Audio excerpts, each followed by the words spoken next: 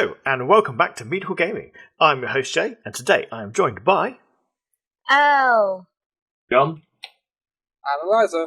Hello, everybody, both on screen and at home. As you can see, we've got a slightly new layout today, new title, The Brewery. This is going to be our new sort of impromptu style chat show, podcast type thing that was dreamt up by the team, actually, rather than me, for a change.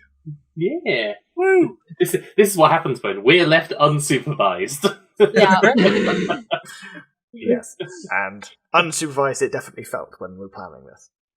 No, it didn't. It's fine. We're here. It doesn't matter. It was very much that. Like, it was very much that. Like we have a plan, and then you came and like, okay, so what's the plan? We're like, well, we've got an idea of a plan. Yes. So a bit of corralling, and we actually have a show. Yeah. Yeah.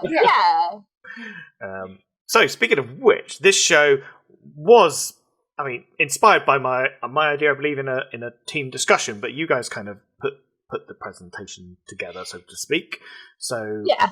How about you guys tell us what today's going to be about? It's sort of like the ideal incursion, I think. Ideal might be a stretch. Well, yeah. As I was going to say, it depends on ideal, because I've interpreted this very interestingly.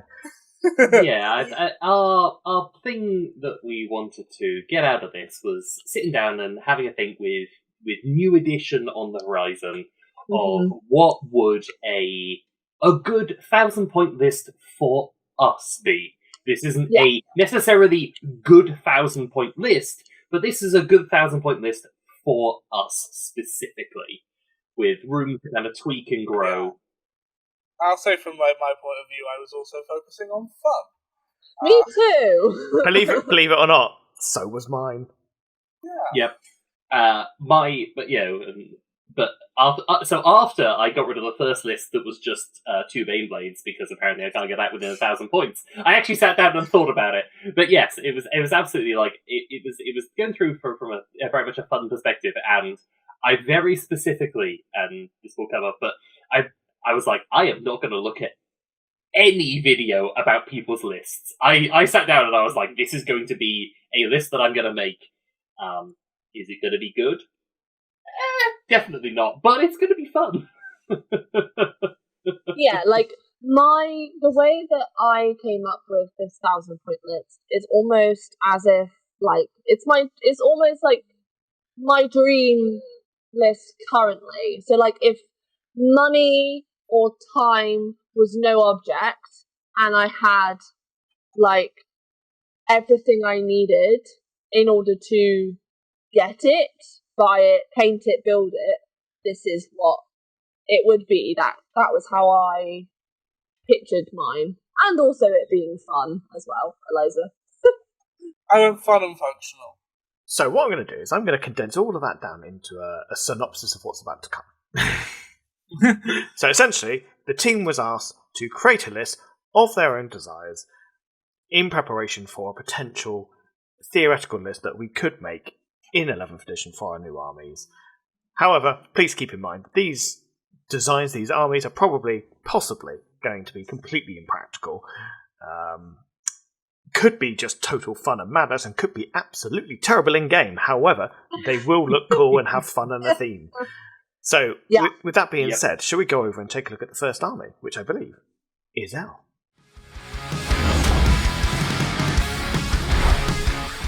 It is me! I elected to go first because I wanted to draw the short story. Okay, so my list is obviously a Night Lord's list. That's a given, I think, for everybody. Unless you know what I know, which is your other opinions on other armies. So the detachment that I chose is a 10th edition one, simply because when I was putting this list together, it was the most accessible that I had. So the detachment is Nightmare Hunt, which is was the most Night Lordsy one I could find, because it's about like scaring your enemy, being stealthy and just creepy. and it's basically making your enemy immediately fail battle shock if you're within 12 inches of them and they're down to half strength. And basically you get loads of bonuses if you are attacking or wounding a battle shock unit. So that's basically the detachment that I chose for this army. They're the spooky boys. That's what they do. Yeah. I mean, I was going to say, it's interesting you said, like, that was the one that felt like the most thematically appropriate. I think if you look at the codex, they literally were like, other than obviously like the God Aligned specific chapters, they were like, each of the other CSM factions just got a detachment. There is one which feels very Night Lord, there's one that feels very Iron Warriors, there's one that feels very Word Bearers. So it's just like, I think you hit the nail on the head. Yeah. So I have one character, and that is Chaos Lord with a jump pack. Obviously, he is 80 points, which I thought was relatively cheap for a character. I think I'm not really sure. About average for most characters. Not average. Okay. Oh, it's probably worth mentioning. Obviously, don't forget we are currently still in 10th edition. These points are valid for 10th edition and won't probably be valid by the time most of you watch this episode. Yeah. He's awesome. Chaos Lord of the Jump Pack is amazing. And he would be the warlord of this list. And as far as the actual model itself goes, because I currently have the sprue because I bought the Night Lord's Combat Patrol box. The sprue, like with all of the details, it is just amazing. It has so many different components, and also if you pick up a Night Lord's upgrade sprue as well, you can use one of the it's got like a Night Lord's helm on it, but it's got wider bat wings, so it looks a lot sort of scarier, and it's got like teeth jutting out of its chin and awesome. So I enjoyed the description of they took a helmet and stuck bat wings on it, and you were like, it's scarier, and I'm like, it is the most Halloween nonsense ever. I mean, maybe a little bit,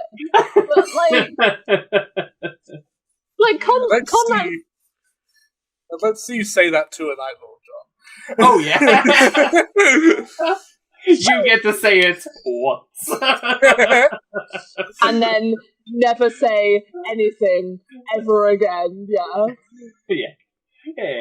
There is a helmet that I've seen that somebody did, which is with the wings, except for they replaced the ears with faces. Oh, lovely. Yummy. I still like the fact that you had to call the wings ears. Yep. The ear wings. The ear wings. We all know world just have ears. The Night Lords have wings. Of course, my apologies. Of course, I just had to differentiate with the Dark Angels. Sorry, Al. It's okay. So he has a couple of other things that I really like about him, which is mostly just the fact that he can deep strike, and one unit from the army with the Lord of Chaos ability can use it when its unit is targeted with a stratagem. That's about it. So that's him.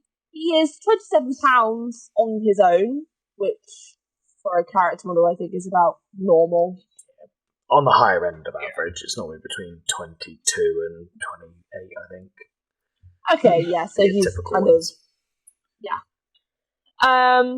For my battle line, I have 5 legionaries, which includes a champion. They are 90 points in 10th edition.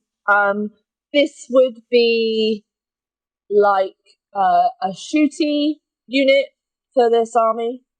And the reason why I had these specifically in this list is because I am actually really looking forward to painting them, because I just want to slap lightning fucking everywhere. I just want them to be like this, just big, bold blue, lightning everywhere, and I just picture that in the back of my head.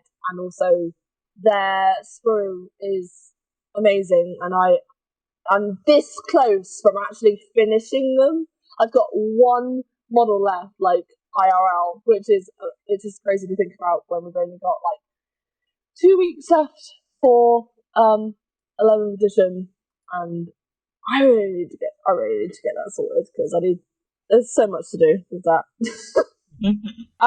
So they're pretty simple. They're just normal legionaries, nothing really all that jazz about them. So this box with the legionaries in is, where is it? It's £42.50. Now, the £42.50 is for 10. Obviously, for this list, I would only use 5.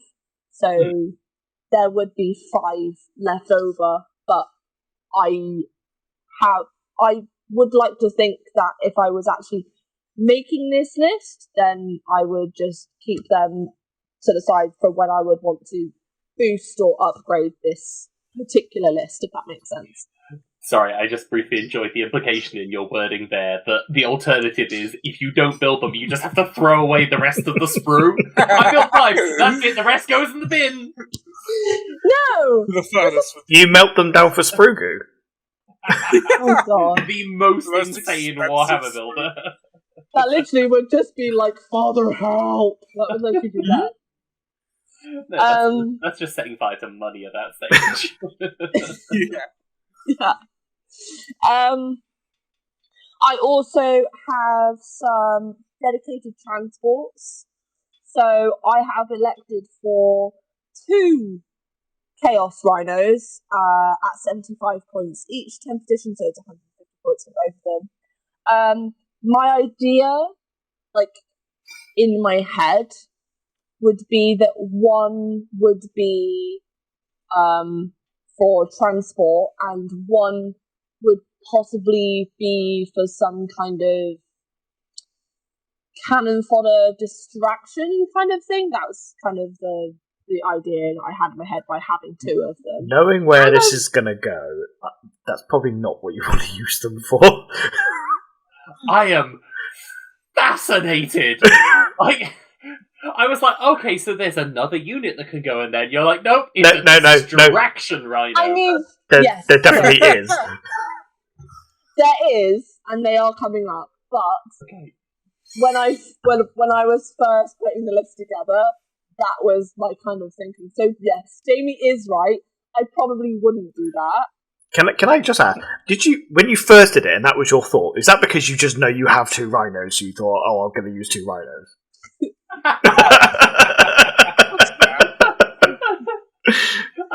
I mean, it's the old school way, you know, you play what you've built, and if you had 2 rhinos and apparently not enough people to go in the rhinos, you're just like, oh, one of them is just a distraction. It's like the shell game, you know, you put your marines in one of them and you swap them back and forth and you're like, which rhino are they in? Better shoot the right one. Yeah. I mean, I thought I was the Alpha Legion player. I was going to accuse you of being Alpha Legion, I'm going to say, don't worry. So the reason why I put the Rhino, because I wasn't originally going to have, like, any kind of transport thing, I literally was just going to have, like, combat units and just have a whale of a time. But the other reason why I have Rhinos in this list is because I really, really want to exercise the ability to run people over. I have, like, this instinctual, like, need to... I sound like a Night Lord's player now, I know, but I just Actually, you sound like you've played far too much Grand Theft Auto. In my younger years? Oh boy. At an influential age. I was about to say at an influential age, and you've just been like, yes, in my younger years I played a lot of GTA. Hey, I'm old. I'm a quarter of a century this year. If you're old, what does that make me and John? Anyway, Fossils. that was. We should get our service studs put in now, shouldn't we? I've got the space. So 2 rhinos. So a rhino is expensive. Why are rhinos so expensive? I mean, depending on who you ask, Warhammer thinks they're free. Yeah, rhinos are free. they're somehow not free. They're very weirdly expensive. They are £36 each, which means if I want 2 of them, that's over 70 quid, and that is just making me so thankful that I already have 2. Like, Jesus. Yeah. I would not want to pay that. I just got curious. The better rhino, the Deimos pattern one, the Horus Heresy one, Yeah. is cheaper. Wow. Yeah. Okay, that makes me Wild. Yeah. Wild. Which, by the way, in terms of rules for this little session, I would argue that buying in the Heresy kit is a valid option. Oh, for sure. So you could actually reduce the price a little bit. Especially in CSM as well. Yeah, doubly so in CSM. Alternatively, you could spend more money and buy the Sororitas kit, and then you just spend more money for the same rhino, but with a fancier set of doors. Which you won't use. No. In this army. Or if I do, they'll get put on backwards. So what we're saying is, with rhinos, your mileage may vary. Yes. Get the Heresy one. Get the Heresy one. Yeah, absolutely. The Daybell's pattern rhino. Looks better, cheaper, all round better kit to build. So, the next lot I have is some Chaos Chosen, which is 125 points, which I believe is a unit of 5. Yep. Which includes like a champion. I haven't built the Chosen that I have yet, but I'm so excited because they have. The sprue is so good, and I'm so excited. I cannot wait to finally get to sit down, because I've been trudging through these legionaries. I cannot wait to sit down and do that. It looks like a kit basher's dream, and I'm obviously new to that kind of part, but I am really looking forward to doing that. And I really want to see them do some cool shit, and I know that they do like all sorts of spooky psycho stuff. And I don't have much experience with that, so it would be fun to kind of maybe learn how to do some stuff like that. Maybe I thought the Chosen were just very good at fighting, but They are. they have like a couple of like stratagems and stuff that they can use in order to do some in that stuff. specific detachment, right? Yeah. They are relatively. I mean, I think they're relatively cheap. They're £40. Depends on your definition of cheap. Yeah, £40 for 5 models. Cheap. Yeah, I suppose that's not. I would also argue that £40 for 5 models, and I put a Chosen and a Legionary next to each other from a distance and tell me which one's which. I mean, painted, actually, they do look kind of different. Okay. Just grey, they're pretty hard to distinguish. Yeah. I mean, you had already said that you had 5 Legionaries left over. Yeah. That's what you can do with the other 5 legions. You could The other convert 5 them. Legionaries become 5 Chosen. I tell you what, we'll come up with our ways of making this cheaper later. But yes, good point. Okay, so you got your Chosen. So basically, at the moment, we've got a captain who can't lead anything. We've got a battle line unit. It's coming. I know it's coming. I know it's coming. I'm doing it for the bit. Okay. I've seen your list. I know what it is. So you've got a lord with a jump pack that can't lead anyone. You've got 5 legionaries instead of 10. You've got 2 rhinos. Supposedly one's a distraction rhino, and we also have 5 chosen. Now, one might assume that some of those chosen might join some legionaries in one of those rhinos. Maybe. Just wait. Stop being so hungry. Just wait. I'm a thirsty bitch, apparently. You are a thirsty fucking bitch.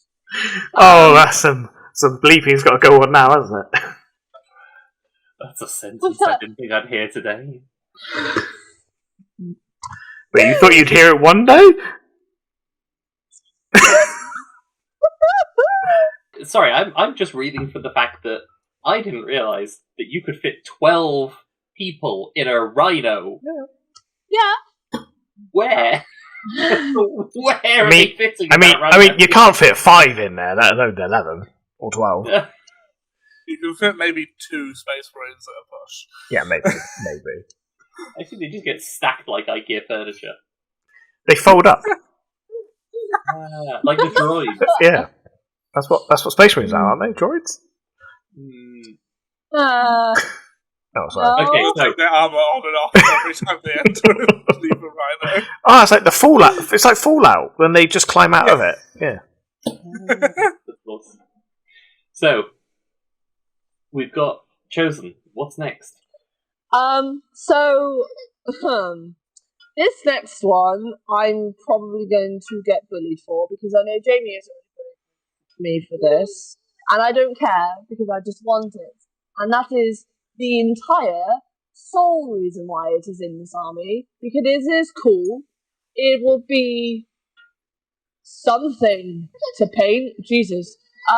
Please let John guess, because I can see him trying to figure it out. Okay, you can guess, John. Go ahead. I'm trying to think. Something that you want to paint. Oh, is want a strong word here. Okay. Let me put it this way. I'm not fucking painting it. I have a pretty... I just need to check how many points this thing is. Okay, it will fit within the list because it's not like it's not like 500 points. And thinking about... Oh, are you planning on bringing a Heldrick? You mad bastard! You want the trim chicken. Which, by the way, I did say, if you want me to paint that, she's got to buy me one as well. Yeah. Because, yeah. I'm just going to very quickly pause for a second here. How much is a Helldrake? No, how much is a Helldrake? £55 for 205 points. There's currently 2 Helldrakes in MT Games at less than £50.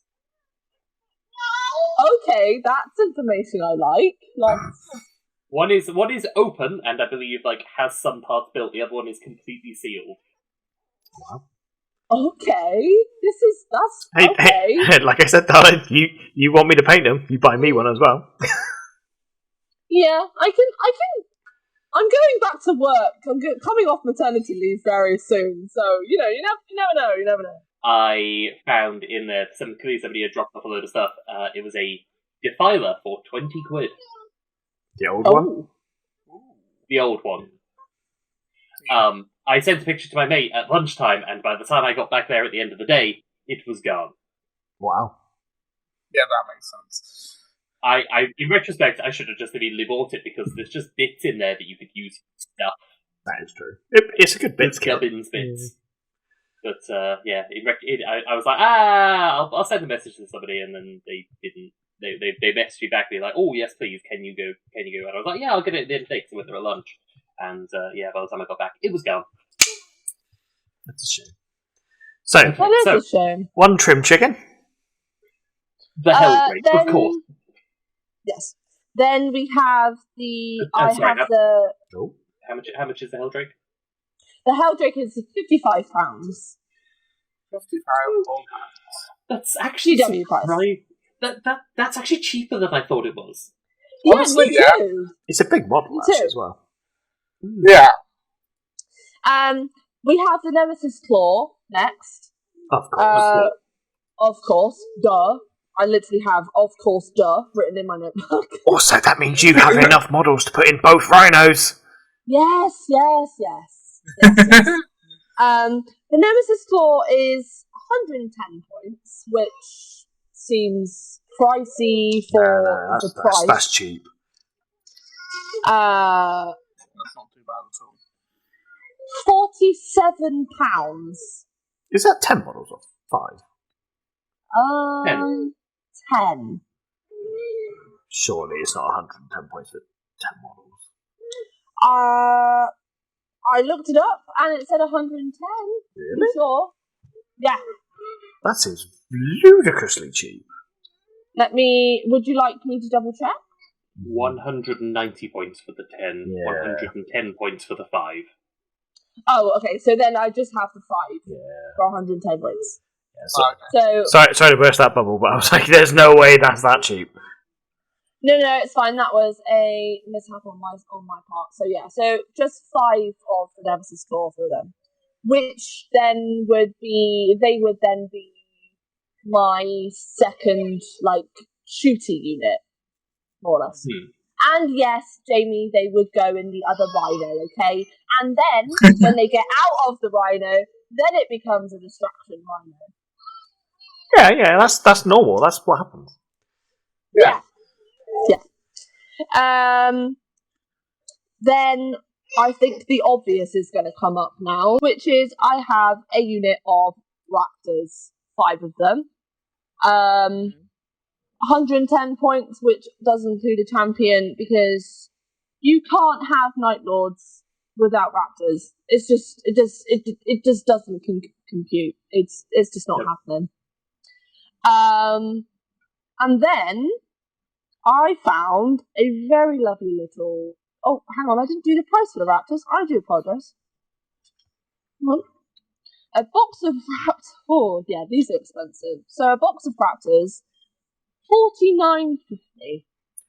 Now, you say that's expensive. That does include an extra model. It is the Murder Wing Kill Team box, which does have another Chaos Lord, which is how I can cheapen the list, because I can use the Chaos Lord out of the box for the unit instead of having to buy the Chaos Lord separately, which is cool. But for the purposes of the costing at the end, we're going to do them separately, but then we'll talk about how we break it down. Yeah, sure. So that's the Raptors. And then I have a lovely little unit that I found, which look amazing. They are called Warp Talons. They're 125 points for 5, I believe. And they look so cool. Like, the box art on the models just look exquisite, and I can't quite decide if I would look forward to painting them or if I would be terrified of painting them because it means that I might get them wrong. They're quite a new kit, if I recall, John. You'll be the expert on it. They're part of the exact same kit as the Murder Wing. So the Murder Wing builds both your Raptors and your Warp Talon. Which brings me on to my next point, which is that I would buy the same kit twice. One to do Raptors with, and then a Chaos Lord, and then the other one to do the Warp Talons. So that's 2 lots of $49.50, yeah? Yes. Is that it for the list? That is my list, yeah. So can you just give us a rundown of all the units again, very quickly, just what they are? Okay, so I have a Chaos Lord in the job pack that is leading a group of Raptors. A group of Legionaries, 5 of them. 2 Rhinos. 1 group of 5 Chosen. 1 Helldrake. A group of Nemesis Claw, 5 of them. And a group of 5 Warp Talons. And as priced currently, how much would that be? $355.50. Which it's chunky. It's expensive, but I don't think it's that bad. I mean, let's put it this way: it will be a lot better once we pull this apart a little bit. Yeah. So one thing I'll note first off, obviously, is you've got 5 Nemesis Claw and 5 Legionaries. You can actually achieve that with 1 box, and you could just buy the Nemesis Claw box and build 5 of them standard Legionaries. Okay, yeah. So we can actually take away, what is that, 30-something pound straight away. Well, the Legionaries box is $42.50 for 10. Okay, so we can take away $42.50 already. Yeah. So we've already knocked the price down a little bit. Obviously, you can drop the original Chaos Lord because that comes in one of the 2 boxes of Raptors / Warptown. So that's another. Was it 27? Well, okay, so this is the thing. When I did the original price for the list, I didn't actually add that in because I'd already counted for the fact that he was in that box. Right. Okay. Okay. Fine. We'll move on from that.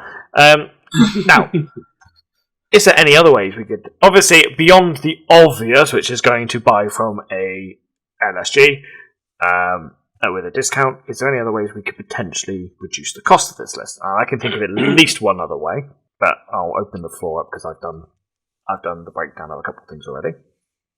I mean, the list is relatively straightforward from the perspective of it's like mostly just...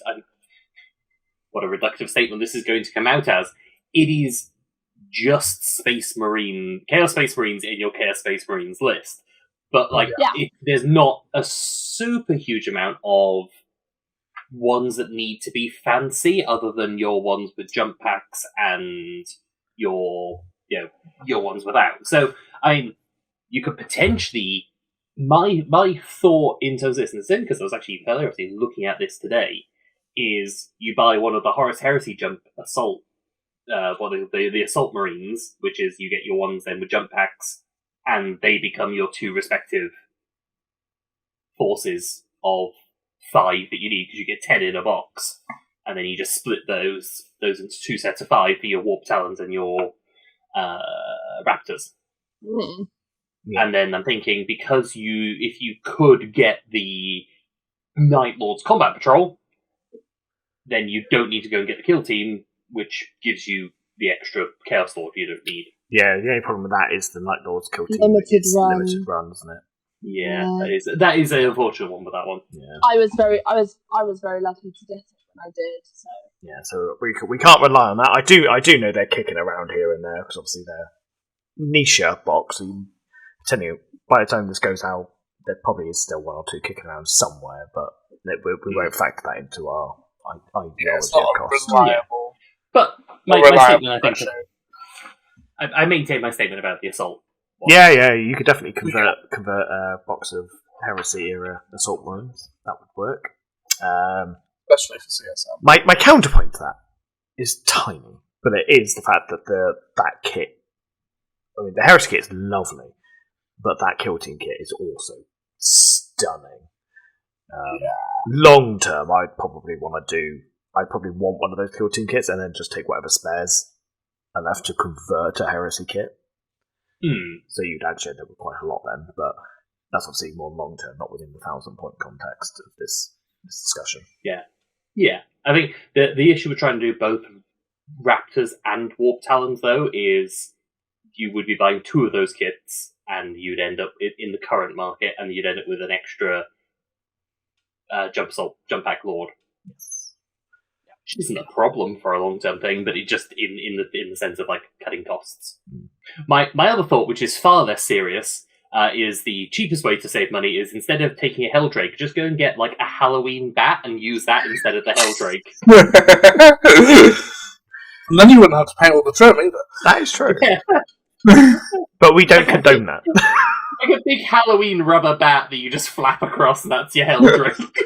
I said You're I had so mean. I had serious and I had unserious. I apologise. Leave me and my Helldrake alone. Have we got any thoughts from Eliza's corner? No. At least you're honest. Obviously, aside from like obviously we mentioned the issue of having the other Chaos Lord, but like it's a bit of a non-issue because like realistically you're getting 1,000 points to put together a bigger army, and that's conversion fodder for another character easily.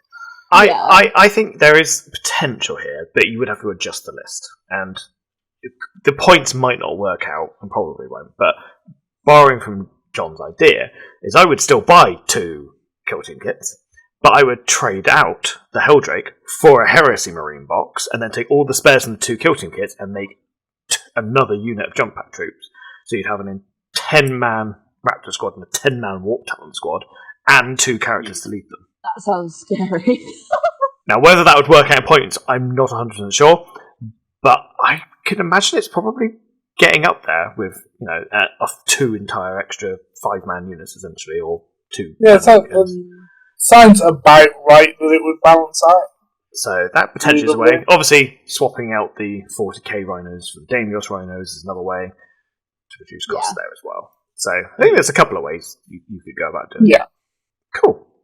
I mean, nice. Those are some ways we could reduce it down. Overall, what do we actually think of the list in terms of theme and capability? One thing I will point out is I think you might struggle against anything with a high toughness, because you're going to be relying on maybe a rocket launcher out of the 2 infantry squads, and that's it. Yeah, I guess I don't know what the damage profile is like on the Helldrake. I think it's always been an anti-infantry flyer. But yeah, it's a flamer, isn't it? Yeah, it's a big old flamer.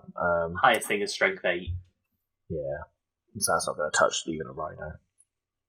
Not reliably. So yeah, that's the only thing I would consider maybe with the list, is maybe trying to work in some kind of heavier unit. Possibly because you've got such a heavy melee component already, you could swap the Chosen out for Havocs. Yeah.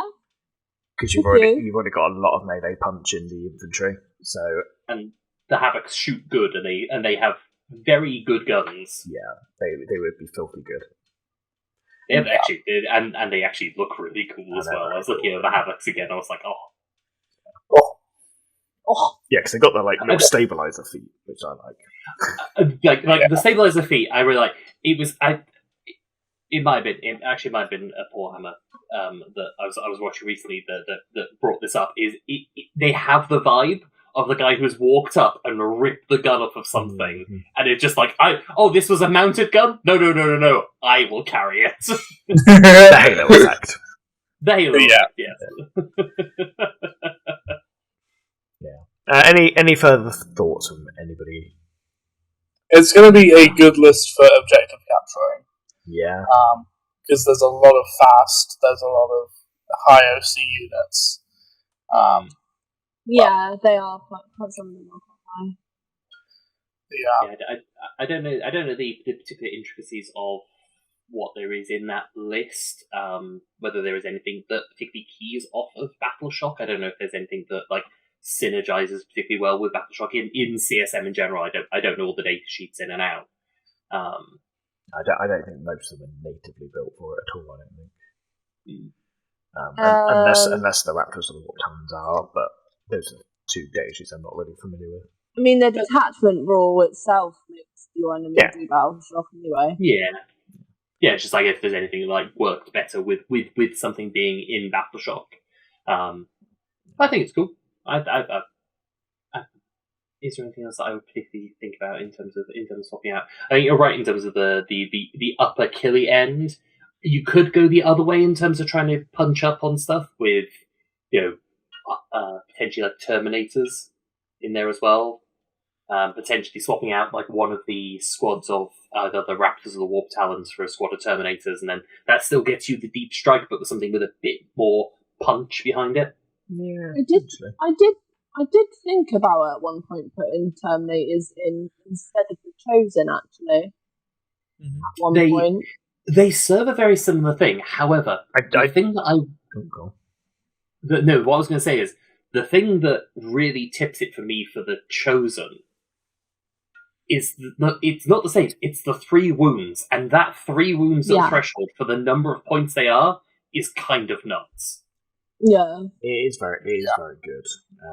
I do think in the context of the list though, because obviously we are given the impression obviously the jump packs are kind of the core unit for that 1,000 points. Those aren't really, you can't get rid of those.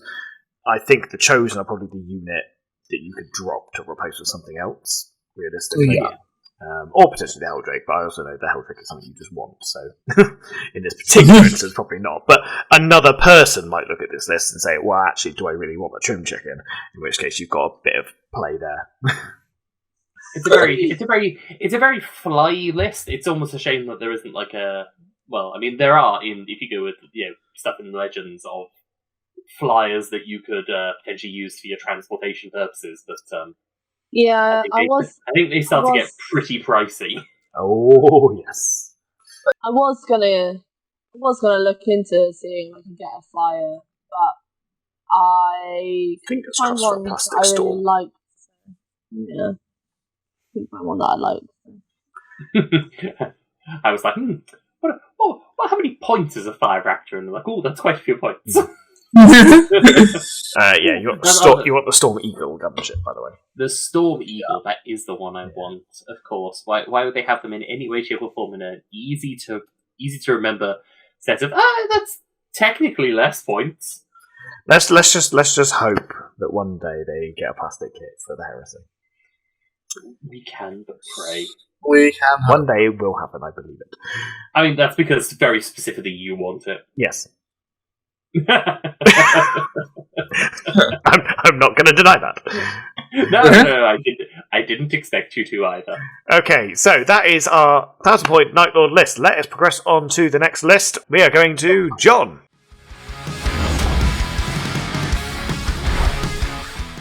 So, John, take us through your entry. So, was that a hint? Maybe. My list is going to be a bit greener, a bit meaner. Dark Angels? Yes. we got Du Bois, and Du Bois are coming out to play. So it's going to be orcs. We're going to be orcs. Orcs of some. I think It's your latest obsession. Maybe there's some like fungus growing in the house or something like that. And I've just got it on the brain. I'm just becoming orc. You'll see me over time. The screen will fade to green. You get greener. Yeah. Although I would have been thinking of a Hulk there, wouldn't I? So, I have also, and this is unbeknownst. Well, the team. I've been teasing this, and I'm hoping that I can deliver because I have said that my list is. There is a strong thematic element to what I went with my list. And I have thought about it for 11th edition. I have 2 detachments that my list fits into. 2 detachments, so my list has 2 detachments attached to it. The first one is the Big Hun, which is the Beast Snagger focused one. This is for 1 unit in the army. There is only 1 unit in the army that is going to benefit from this, but again, the goal of this was I had a theme in mind, and I wanted to lean into that theme. And there were 2 detachments that I was looking at, and I was like, I don't know which one of those I want to do, but thankfully, because of 11th, where you can hopefully these would work together, or they would be the right points, we could jam those together and they would work. So the whole thing of the Big Hunt is it's a bit like kind of like at No for the Moment. You pick a monster vehicle or character, and then any of the beast snaggers, when they roll a charge, they get to reroll and they get to improve their AP of their attacks. So there is going to be this group of beast snaggers that are coming in to do some proper killing on a thing. They target something and they go and murder it. The bigger part of it is going to be my bully boys. That's the other detachment. And all orc detachments have the best names. Which is predominantly focused around your boss and your knobs. So, they get to declare a second war. But only for the bosses. And the knobs. So whenever you've done a war, you can then do a second war, but it only affects bosses or knobs within the army, as long as there is a boss that is on the field. So that's the kind of vibe. There's 2 parts of it. We're going to have our big a collection of the bosses and some beast snaggers in there as well. So I'm now going to go across to the units. I'm going to get a little bit of a breakdown. Now, I'm going to go through what the units I've picked out are, and then I'm going to tell you what these units will actually be. and that will make sense. Okay. For some of them. Colour us all curious. So, our first character, we have got a beast boss on Squigasaur. Okay. So, 110 points. He's got his beast chopper. He's got a Squigasaur jaws and an incidental gun because it's an orc weapon, so of course it's an incidental gun. It can be built in two different ways, so fun bit of opportunity magnetizing there. And yeah, that is the leader of the beast boss, the beast snagger side of it. And that one, as a kit, is a cool £38 for that one. Gets to basically do exactly what you think they would do. They fight pretty good. They improve charges as well, so you're not only re-rolling charges, but you're also adding to that charge. Mm-hmm. So when they need to come in from, say, reserves on their mounted vehicles, or their mounts, they get to hit and hopefully make some ridiculous charge across the field. I also have a war boss in Mega Armor. Mm-hmm. This guy is 90 points overall. If I just double check, I would. Yeah, so base of 80, 90 points overall. Because I had an enhancement I really wanted to take, but it put me over in terms of the points. So at some point, I would swap that out for a different enhancement, or I'd maybe do some tweaks in terms of it. The enhancement I really wanted to take, but it was too expensive, which was the ability, which is Teleporter. It then means that anything he is attached to can teleport around the field, can get Deep Strike as a thing, which was quite exciting. In terms of profile, at the moment, the Mega Boss the War Boss in Mega Armor, unfortunately, only gets one loadout. There is a single kit, and you only get the loadout of that kit. It's a big axe, and sorry, I misspoke. It's not a big axe. It's an Ooge chopper. And a big shooter. I love the fact that this guy has just a little dude on his shoulder. He's just got a little guy. That's just his little guy on his shoulder. What the hell? So many 40k armies just have little guys doing stuff everywhere. Little guys, just little guys. I love this little guy. So, in terms of the war boss, what does he bring in? Gets to improve melee rolls. So whenever something's being done melee, gets to improve damage whilst in a war. So whilst getting to do that twice means that damage goes up even higher. And then the enhancement, because I got to take an enhancement, which is whenever it's making an attack against something that's below half strength, you can reroll wound rolls of 1. Oh, sorry, when it's below its starting strength, reroll wound rolls are on. And when it's below half strength, reroll any wound roll made. So they're designed to just kill stuff. Nice. So those two characters there make up 200 points of my list. Okay. Mm-hmm. The next character makes up 235 points of my list.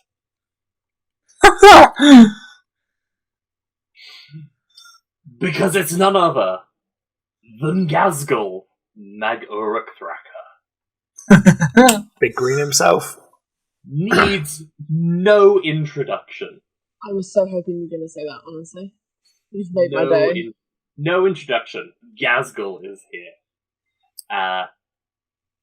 And obviously it has all the fun things. What I will say, my absolute favourite thing, Gaz, very good fun, will absolutely decimate anything that they touch. Makari with the 2+ invul save is the funniest thing that exists on that. The only thing in the not the only thing in the game, but one of the only things in the game with a 2+ invul save. Which is insanity. Although, only 1 wound. So the second you roll a 1, dead. Or a mortal wound. Or a mortal wound. Okay, or a mortal wound. Yeah, okay, or a mortal wound. Yeah. I was going to say, it's not quite as broken as it sounds. But it's not quite as broken as it sounds. But yes. So at this moment in time, I will say, and this is going to be a thing that I realise will immediately be picked apart. My list doesn't have much. It's weirdly elite for orcs. Interesting choice. So, Do you have made orc custodians? Orc custodies! A little bit, unintentionally, a little bit more custodies here. It's just trying to emulate the Cork of old. Trying to emulate the Cork of old. I also realised I missed some prices here. So the Warboss in Mega Armour, £27 for a model with no options other than the one way you can build it. It's a cool model. We love that. It is a very cool model. And Gazgul is a cool £49.50. Ooh. I mean, he is a beast of a model, but He is a beast of a absolute beast. You want some good stats for that. I feel like the points to pound ratio there is pretty good. Yeah. I think that's reasonable. So we've got past our characters. Three characters in mine as opposed to L's 1. And as you were describing all this, L, I was like, oh god, I've done it again. I focused on the characters because I like Hero Hammer the most. How many points of your list is just heroes? 435. You're fine. I think I'm about the same. So, we'll go into the rest of it. Now, we've got the boys. The boys are back in town. 10 boys. You got your boss with your power claw and your slugger, and the rest of the boys are, well, in 11th edition, actually, they will be sluggers, choppers, and shooters, but at the moment, they've only got, the option of between sluggers and choppers, and they don't make any difference in terms of that. They are a cool 80 points, and their goal is objectives, because they are the ones, they get sticky objectives, they run to an objective, they take the objective, and then they move on. I don't know why, but you just said sticky objectives and orcs, and I feel really weird about what that means. They're infecting it. It's getting fungus. There's going to be boys popping out about those objectives. I'm just going to point out that in Total War Warhammer, when orcs sack a settlement, they leave poo piles. Where do you think that, what do mushrooms grow in?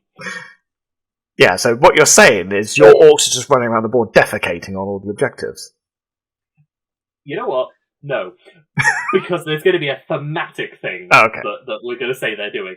Right. Instead of just pooping on objectives. But I'm not going to say they're not going to be doing that. So, in terms of pricing, the boys at the moment are coming in at £29.50. We will see what that looks like. That is currently for the old boys kit. The only kit you can now buy, which is the same kit since 92. I have a funny feeling that will go up. Well, no, I think that will go away, is what that... Yeah, that kit will go away, and then the other kit will inevitably go up in price as well from it. So, I was like £29.50 for 10 boys with the knob in there as well. It's like, it's not bad, but it's definitely one that's that as a kit it's showing. It was definitely showing its age. I mean, it's 92. It started as a kit. It had an upgrade sprue put in there at some point, and has just kind of stayed the same kit ever since then. After the boys, we go into the rest of my infantry, of which there are 2 benefiting from our detachment of the Bully Boys. We've got a squad of 5 knobs, who are the unit that's going to be attached to Gaz. Nice. They've got a bunch of power claws and sluggers. They're mostly there from a melee perspective, because shooting is incidental in orcs. You might think a shot off every now and then, and who knows if this kit might change in the future. At the moment, it's still quite an old kit. But bunch of power claws, bunch of sluggers when they get close, and while they've got a war boss leading them, when they attack, if the strength characteristic of that attack is greater than the toughness, subtract 1 from the wound roll. So basically, they are harder to kill. They're basically going to be Gaz's like boys that are going to go around with him, or in this case, the knobs that are going to go around with him. Oh, and sorry, in terms of the price, I nearly forgot that as well. The Orc Knobs is a £27 kit for 5. So 1 box gets you the squad of 5. Jobs are good. Nice. It's not too bad considering what we've heard before. At the moment, we've got no lost models. Nothing's gone wrong so far. Until now. So we're going to go on to our Mega Knobs next. So these are our knobs, but these times they're in power armor. And I wanted to get as many as I could for the number of points that I could. Which meant I could get 5. Because they come in, and this is the hilarious thing, I can do a unit of 2, a unit of 3, a unit of 5, or a unit of 6. Okay. The reason being is because of the box. And this also means I have to buy 2 boxes of 3 to make 5 models. Because the kit is intended to be either 3 Mega Knobs, or 2 Mega Knobs, and 1 Mech Boy in Mega Armor, or Mech Knob in Mega Armor. Mech Boss in Mega Armor. Right. So because one of them can be built as a character, the box means that they have to do 2, 3, 5, or 6. Even though they could This do is- 4. They can do 4, but you're paying for 5. This is even more evidence towards Orc Stonies. Yeah. So, 2 boxes of them at £44.50 each. Woohoo! They're And they're no doubt- not they exactly do get new kits, are they? they are smaller than the new. They're about the same height as the new boys. Oh no. They are squat lads, is what they are. Oh no. No. Yeah, they're not quite the hulking like Terminator equipment, and they do have. They're not quite Terminator, but they are 2 up save. They are 3 wounds. Okay. You know, they're pretty chunky lads. They have a bunch of different ways of building them. Like, this is like, take your pick.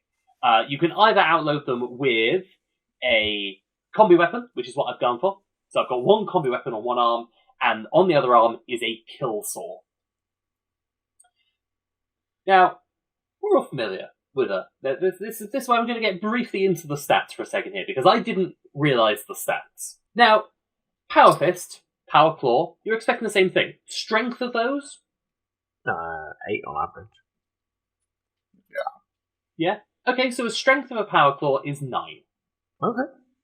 Yeah, strength of Power Claw is 9. AP 2 damage. Yeah? That's not bad. That's not bad. So I was like, well, the kill saw must logically then be, you know, your kind of chainsword. You get more attacks. You know, I was logically looking at it being like, okay, so you're going to get more attacks, but they're going to be worse attacks. Unless they're going for the chain fist style. So it's 2 attacks. Strength 12. Yeah. AP minus 3, 2 damage. Yeah, I think they're going for more chain fist rather than chain sword. Yeah. So they're the things that are going to be tearing up anything that's big. Whilst the combi weapon is in charge of the infantry with its rapid fire 1, anti-infantry 4 plus devastating wounds. Yeah. Though I can potentially outfit them with 2 of the kill saws, at which point they get twin linked. But I don't think I need to reroll wound rolls when I'm rolling at 12s. It's not often. Although there are definitely It's always fun to have some vehicles in the game that are tougher than 12. That's true. You can also take a kill saw and a power claw, but you can't take 2 power claws. That's a shame. But that would give you some versatility. Yeah. So, I mean, potentially I might swap them around for just make them pure melee.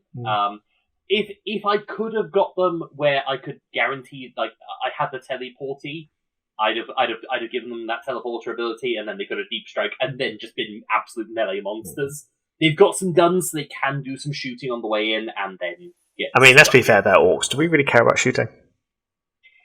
You get to roll lots of dice, okay? But the goal is not to hit anything. It's to roll the most dice. I think you'll find the goal is to hit something. It's to hit the what is it? Hit the side of a barn door or something like that. That is, yeah. The broad side of a barn. That's it.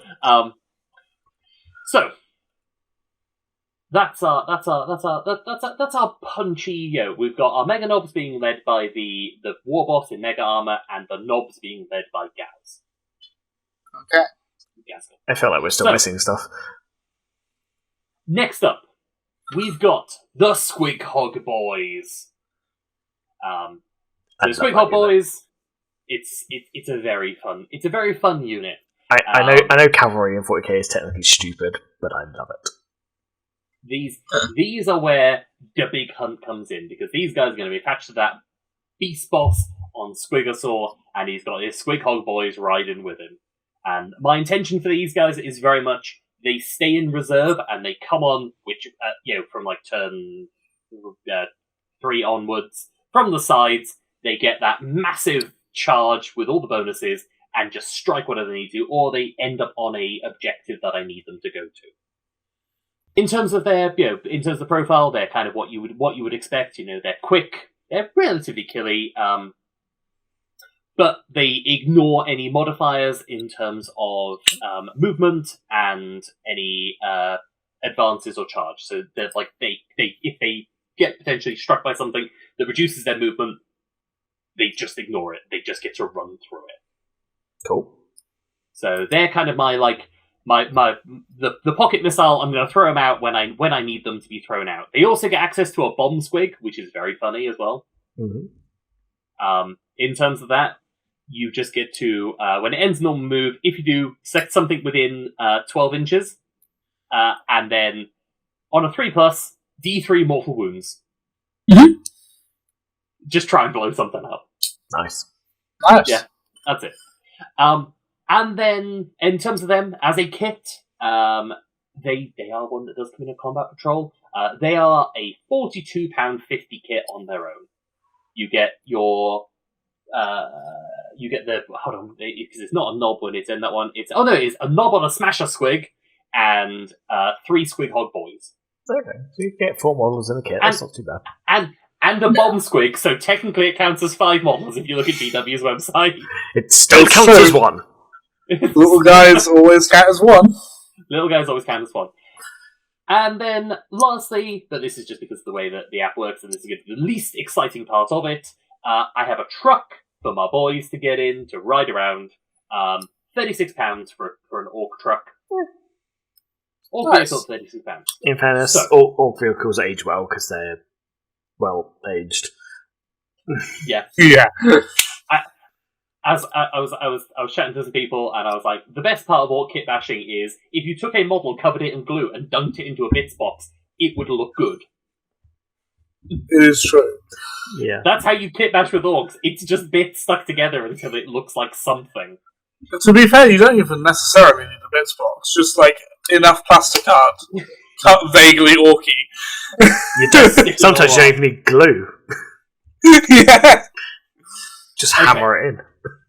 So, in terms of this, for this 1,000 points on the nose list, it is £341. Okay. Lowest so far? But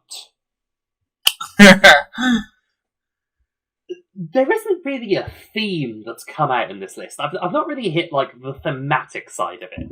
Where's the narrative, John? Where's the narrative? So the narrative, and I'm going to do this in a roundabout way, I'm going to tell you where the remaining £252 comes from. So what? Sorry? To build the entirety of my list, as I want it physically built, we've got another £252 worth of kit to get through. Oh, what? John.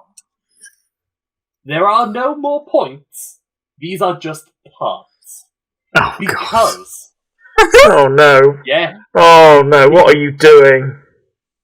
Because I said, and I we went into this with kind of the idea of like what would be like a narrative, and I know, Jamie, I know that you like to try to avoid, named characters or kind of characters that are very big within like the lore when you're going with like a campaign or something like that. So I went and I was like, what is the character that and it is a character in lore, but it's a character that doesn't have a huge amount of lore with it. Because this is not Gazgul's war that's being led here. This is Tusker Demon Killer. Oh. So that Gazgul is instead going to be Tusker Demon Killer. Okay. Now the question is, how does one make Gazgul into Tusker Demon Killer? And the answer is, you buy either a Bloodthirster or Angron at £105 each. And you use the parts from them to make your Gazgul into a demon. And he becomes Tusker Demon Killer. Wow. I feel like that's technically cheating in a way, but I also love it. We're not done.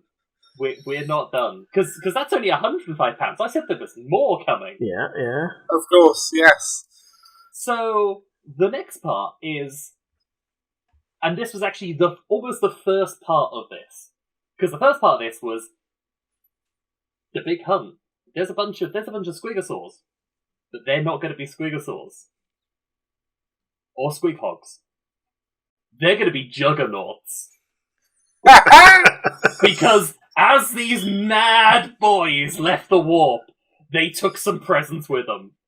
And they rode out the warp with a bunch of juggernauts. Wow. So, specifically, our Beast Boss and Squigosaur is going to be enhanced using Lord Invocatus at £42.50. What? For just Lord Invocatus. Well, it can technically be built as like a generic Lord on Juggernaut as well. However, this is the Squighog boys who were, and I will remind you, were £42.50 are going to be upgraded using either the Blood Crushers or the Mighty Skull Crushers, which I didn't even know was a kit, and I knew about the Blood Crushers, so we'll stick with Blood Crushers because we've got the Corn Demons that are on their back. At a cool £65 for a kit of Blood Crushers, because you get 6 Blood Crushers on Juggernauts in the kit. Okay. Yeah.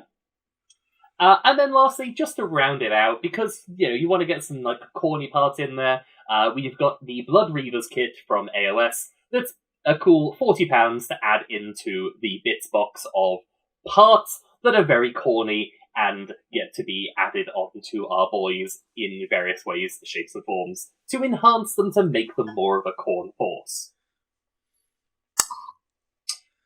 Okay. Bringing the total of this to £593. So, what I'm gonna say to that straight away is that anyone who is looking at this as an ideas of a list, right? The first part of it, absolutely fair enough. Ignore the rest of everything John just said. Yeah, everything but after the moment where I was like, this is the list, and then there is an upgrade sprue that goes with this. Yeah. Yeah, these are Describing parts, Agron as an upgrade sprue. these are parts that you would try and source, or like in various ways, shapes, or forms, get the parts to do this. But I thought it was very funny as an addition to be like, what if you just bought like almost as much as the base 1,000 points itself in other kits to upgrade them? Yeah, I mean, I love the concept. It's Yeah, I do want to wild. see you do it. Not for the price, but I do want to see you. Oh no, I think you should just do it for the price.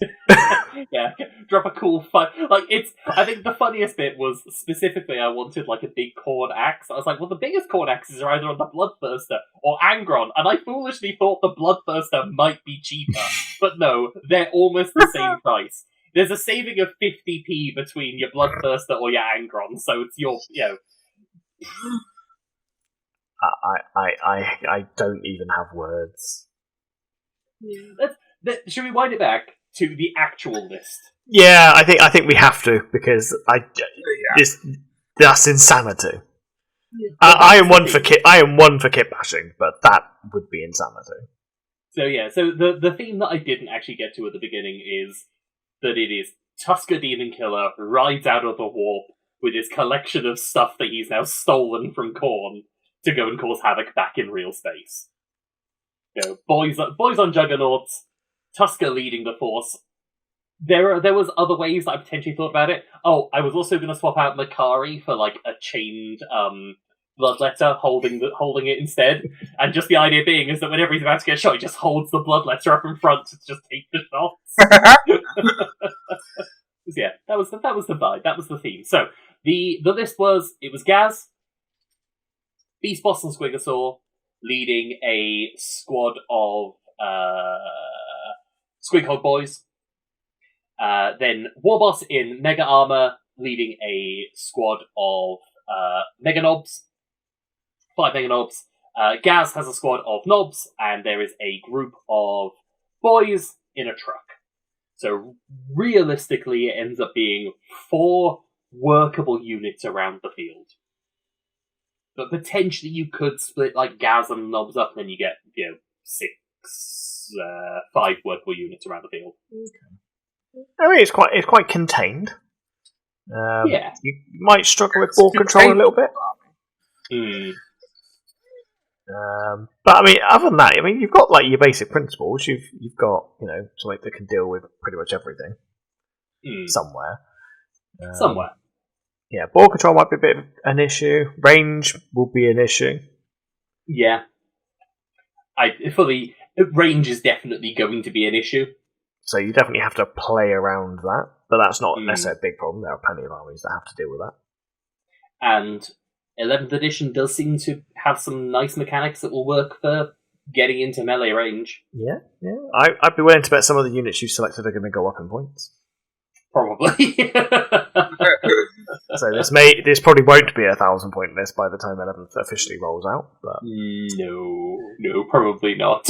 It's an interesting, in the context of what you had planned. It sounds really cool as a list on its own. I feel like it does feels a bit odd, but I'm sure you could make a narrative for it to work. Yeah, like as I said, there was an idea that was there, and it was very much like it's why I wanted to go down specifically in terms of attachments, like the Bully Boys route, because the idea of these orcs like emerged back out the warp, they're not going to be your standard boys anymore, and like the Bully Boys one, very much leaning on like the Knobs and Mega Knobs and War Bosses kind of vibe, and the reason for Gaz was to have just like that big central thing of like, yes, there is a big character here. The other way that I did think about potentially building it, and instead leaning down the leaning more down like the Beast Snagger route, was to swap out Gaz for, let me get the correct name, Mozrog Scragbad, which is the alternative build of the Beast Boss on Squigosaur. Yeah. Oh, on Squigosaur. Specifically because there is there's like an incidental gun that wasn't what I was interested in, but there's a bunch of good kind of melee within there. He is a bit quick. That is the only issue. So it's a 10-inch move.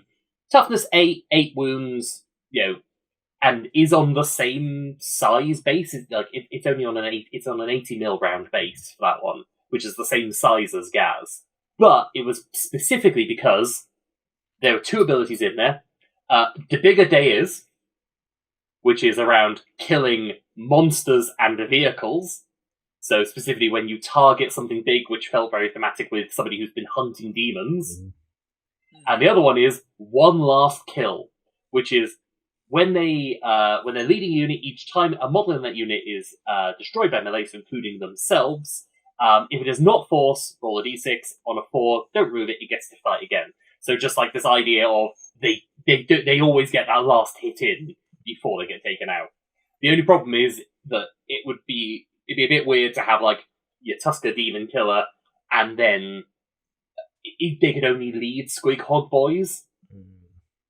So suddenly then you'd have like it'd be how that would potentially look of like whether you could like model like whether I try and like model them up to like look like they're as fast as a 10-inch move without being a flyer. Like it gets a bit weird. Or you could, I suppose they could be on a Juggernaut and just kind of do them as like that kind of boss on a Juggernaut and things like that. Although I was slightly depressed to find Juggernauts are bigger than Squig Hogs but smaller than Squigosaurs, and I'm like, God damn it. you fit within this weird branching. I mean, element. As it's like a cool converted army anyway, I'd be tempted to just put like a really cool orc like riding the back of a Mauler Fiend. Oh yeah, that would be pretty sick. That would be pretty sick, actually. Yeah, okay, that's fair. That's hardly modelling for advantage. No, not really. No, but it would look there's cool. no advantage there. The other thought I had, and this was then just going with like the idea of take Khorne model, stick orcs on it, was the skull cannon, and just have like orcs just like they've stolen the skull cannon, they're just rocking around with the skull cannon now. Okay. Yes, cool. I like it. I approve. Nice. I apologise for the equivalent of a flashbang that I gave you all with my insane upgrade set that goes with this list. Yeah, I think the main upgrade. The main takeaway is ignore everything about the upgrade. Yes, unless you've got loads of money and absolute insanity. That is the kind of upgrade list that you see when you see like a YouTube channel. It's like, yes, I'm doing a conversion kit. Let me just go and grab this Angron kit and take one part off of it. Pete the Wargamer, we're looking at you. Just casually, here's a part of this Angron kit, or or Fog of Gore, who recently did one that was a 40k version of Pumpkin Snotwagon. I was just like, yes, I'm just going to use part of a knight for this random kit. We love those channels, but it is mad. Okay, cool. Yeah. So we have Mental Chaos Orcs. Yep. Technically, the lowest points of the list so far, although theoretically not. What, in terms of cost? Yes. Yes.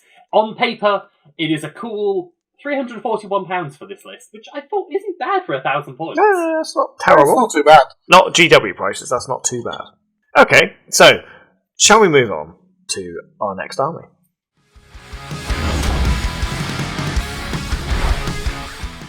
So, I have made a Sisters of Battle army, a list. We're using the Bringers of Flame detachment, which I have been informed is a detachment that is not particularly popular.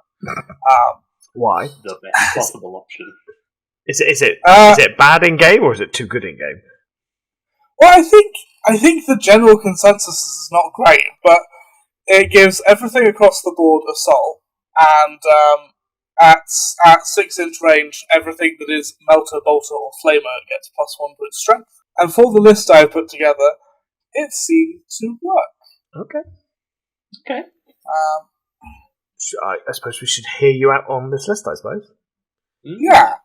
I mean, it sounds like I just enjoy like as a detachment. It's very much just like what does this thing do? It gets close and it shoots fire. Cool, done. Pretty much. That's what we're going for. Run at them and kill them with fire. Job's a good one. Yeah. This could be interesting. Okay, let's see what we got. Okay, so Warlord, I have Morven Val, who has to be the Warlord. Yep. For a cool 185 points. They will be leading a unit. That is mostly for the abilities. So while leading a unit, the unit can reroll hit rolls and wound rolls. And they also have a way of getting more miracle dice, which is always good. Morven Val comes in at a cool £40.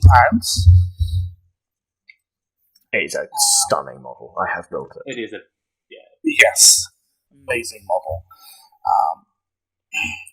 So then, moving on to our generic characters.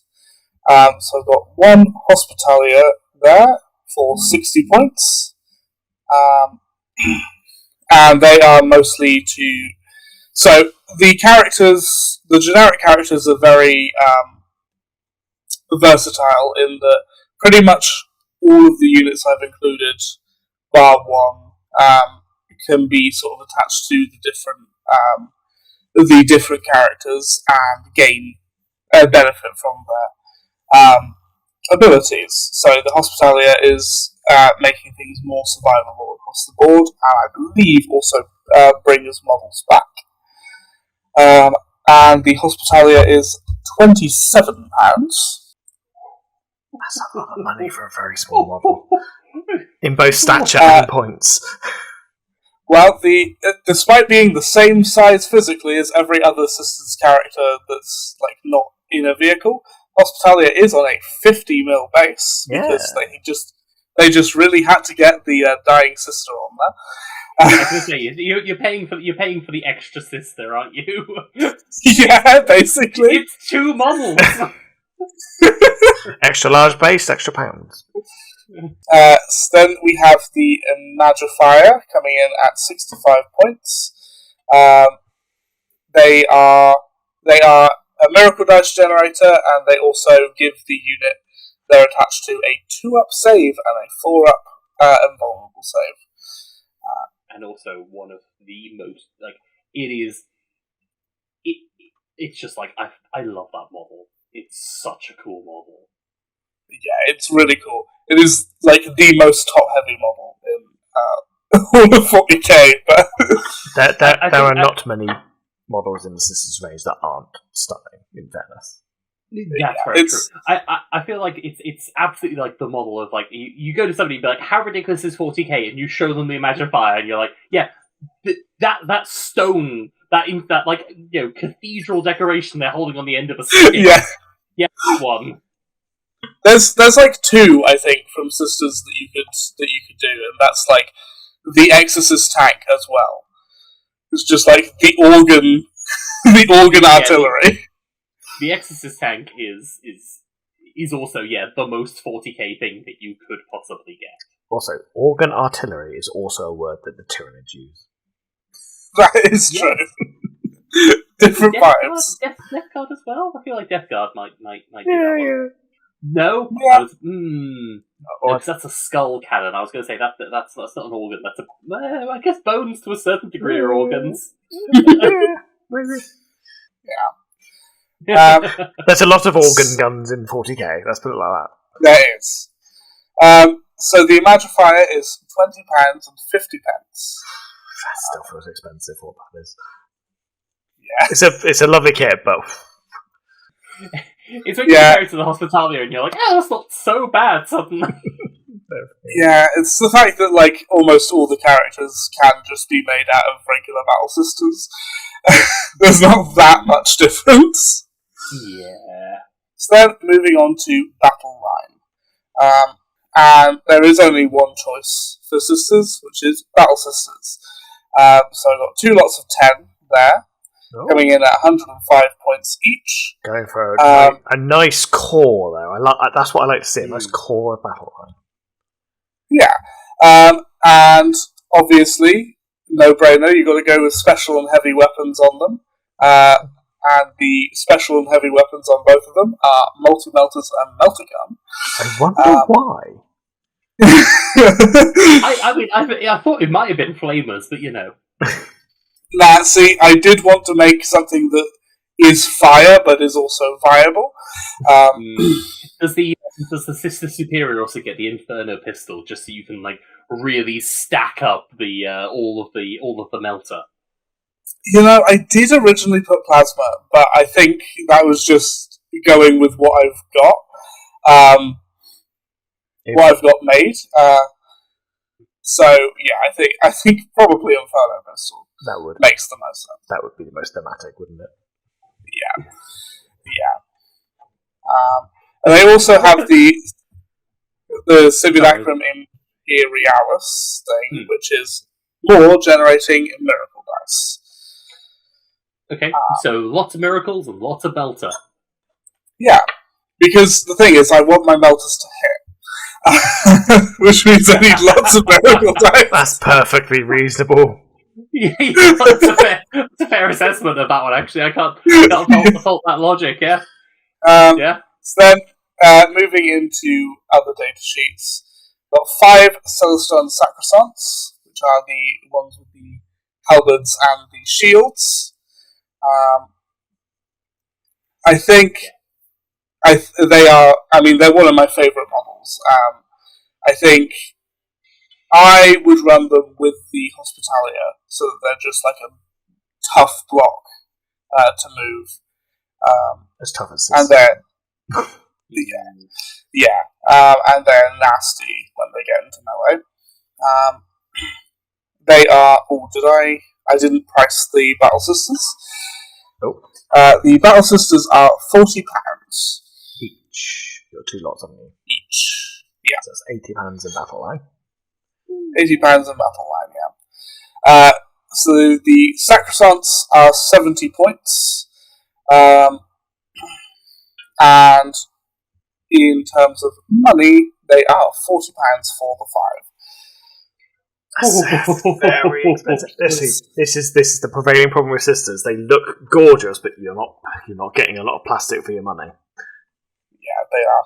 Yeah. Pricey. And then I was going to say, sorry, just very quickly, like at least their price per point isn't as bad as something like AdMech. Nothing's that. Yeah. Yeah, nothing as bad as AdMech. That's not a line we want to be comparing things to. Yeah, the bar is in hell for that. Yeah, that's fair. And then I have a group of 5 Zephyrim. So they are your jump pack sisters with the power swords. Okay. And they are essentially in games I've played, they're pretty much drop on the board, delete a thing, and then move around and do that. They are very good in melee. Sorry. Fast, yeah. I was just going to say, I was surprised you didn't go for the Seraphims. Yeah, the current list is like, I don't know, I just haven't really got on with the Seraphims. I don't like that they're pistols only. I mean, but it is 2 melter pistols that you can give them. It is, and it will be +1 strength on them. Because as soon as they're in range, they're within range for the detachment rule to take place. Yes, but there is a fine line between thematic and comic. I think it's perfectly acceptable to have a few things that don't quite match up to what you might expect. But I think the Zephyrim, they're more useful for if you point them at an objective and it's got something on it, as it will pretty much tear through it on the charge. Nice. With more points, I'd add a Celestine to that to make them just even better. But I could not fit that within the points. And then moving on, we have the Zephyrins are £40 for 5. So again, pricey. I mean, you could at least. It's at least a dual build kit, so you can magnetize it to run it as two different things. That doesn't help you with getting more, but that doesn't. I mean, you say that they are very small contact points. Yeah. Yeah. And 1 millimeter magnets exist. I can get away with 2 mil. Okay. I think so. I was thinking at the wrist, just really. Oh, hard. yeah. Actually, to be fair, you might have to. I don't know. Yeah, it depends on how they're built. Actually. Anyway, if freeze and the hands just come off, you've just got a bunch of sisters with no hands running around. that's what happens after the position turns up. Yeah. So then, moving on from that, you have a group of 3 Paragon Warsuits, which will, of course, be led by Morven Val. They will be equipped with the Paragon War Mace and multi-melters. Nice. And they are 210 points. In terms of money, they are £49.50. See, why did they have to add the extra tenner on? Like a £10 less, I'd be like, yes, absolutely, awesome kit, good value. But for nearly £50, yeah, that's the one. If you remember earlier, I was like, I don't know when I had that money lying around. Yeah. That's the kit. I'm like, when did I have 50 quid to drop on that? Yes, that's like £100 lawsuit there. Yeah. I mean, your list sounds like it may be the most expensive of all of us, and that's not through any fault of your own. No. I still have one more thing. Oh, okay. So I've got a dedicated transport. It's not the Rhino. Oh. It's... because I went with something a little bit more versatile. So with the flamethrower? So I've gone with the Immolator. With the Hunter Killer Missile and the Twin Multi-Melter. Oh. To be fair, I always thought flamethrowers. I didn't even know they could take melters. They can take both. Yeah, they can either take the flamethrowers or the multi-melters. The Immolator as the transport I've done for a couple of versatility reasons. My main thinking is having it transport the Sacrosants, so it can go up the board, do a lot of damage to anything that might be able to threaten them, and then deliver for a charge. But also, if you're playing a game that is more objective heavy, it can be used to split the Battle Sisters into two squads of 5, because it has the rule with its transport capacity. So there's a little bit of versatility in that. And that is a cool £52.50 for that. 115 points. Definitely is that still? I was going to say, is it still based off the Rhino kit? Is it an upgrade on the Rhino, or is it like a? It is a Rhino chassis. It's a Rhino chassis. Ooh. Okay. Yeah. And it's the old Rhino chassis, isn't it? Mm-hmm. Mm-hmm. Oh no, they did get the. So it is. I'm sorry, I'm just looking at the sprue here. It is the old Rhino chassis, but it looks like it was slightly upgraded at some point for Sisters, because that's not the same. Yeah, it might have been remodeled. Yeah, it'll be the Sororitas Rhino. Yeah. With some upgrade bits. So, okay. Do you want to give us a quick rundown of all the units again and give us our final price? Yeah. So we have Morven Val, Hospitalia, the Imagifier, 2 lots of 10 Battle Sisters, 5 Celestin Sacrosants, 5 Zephyrim, 3 Paragon Warsuits, and an Immolator.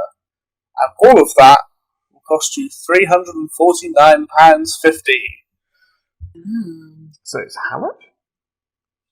£349.50. That's actually not as bad as I thought it was going to be. That's I mean, it's like mine was 341. Like that's It sounded like it would be so much worse. yeah. Yeah, because you've got like 49, 50, 49, and all those big numbers thrown in. I mean, yeah, I'm pleasantly surprised, actually. Yeah. Yours doesn't have £252 worth of upgrades. Go buy an Angron. Go buy an Angron. Well, it could, because like if you want to theme them around any of the Space Marines, legions, you could just buy a whole 1,000 points of Space Marine. Yeah, that's I quite like that. My only potential thought, and this could be potentially kind of like how it ends up playing out with 11, so we'd have to wait and see, is the standard sisters. Like, they might be a bit squishy getting up the board. It would be my only point of like a concern. Like, you've got one means of getting 6 units up the board. Yeah. I'm not so sure I'd be too concerned about that with terrain density and the way terrain was going to work in 11. The thing is as well is if you put the Imagifier with them, they then become a 2-up save with a 4-up embalm. So you could have one unit back on the objective, and then that unit with the Imagifier going up the board as a lot more survivable. I don't think you don't need to worry too much about sisters being survivable, because we all know they're not. It's a general rule. Yeah. You kind of have to lean into that. Yeah. My biggest concern will again be hitting upwards, because yes, you get our +1 strength from those melters, but that's still not enough to punch through most tanks in the game. Mm-hmm. Like, most vehicles in the game are still going to be outpassing those melters. Because what are melters standard? 8 or 9? They're 9. So you go up to 10, which is the low end of most heavy units. Yeah. Yeah. So I think it might not be a problem just because of the sheer number that you've got. But that's the only potential weakness. I will say the Paragon war suits, especially with Morgan Val, destroy vehicles in melee.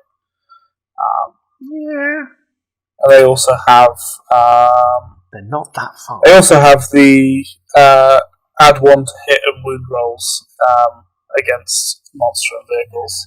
They're not that fast though. No. And that's they are not. That's Yeah. But they do get assault across the board because of the detachment. Yeah, which does help a little bit.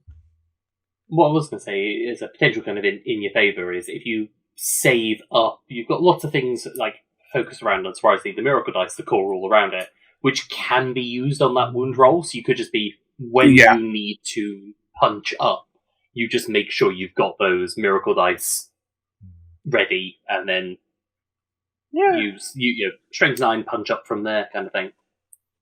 Yeah, that's probably not. Yeah, it's not too bad, is it? Mm-hmm. Yeah, it sounds like it probably would work. Got a bit of melee defense, got a bit of ranged. You're not particularly long range for the most part, but it's not the biggest issue in the world, I don't think. And with the detachment rule, you want to be close anyway. Yeah, it sounds pretty reasonable to me. Okay. I'm trying to think if there is anything that I would potentially just swap around. I mean, how many of the Seraphim have you got? 5 of them. Yeah, see, I think they'll just die to a stiff breeze with only 5. They die really easily.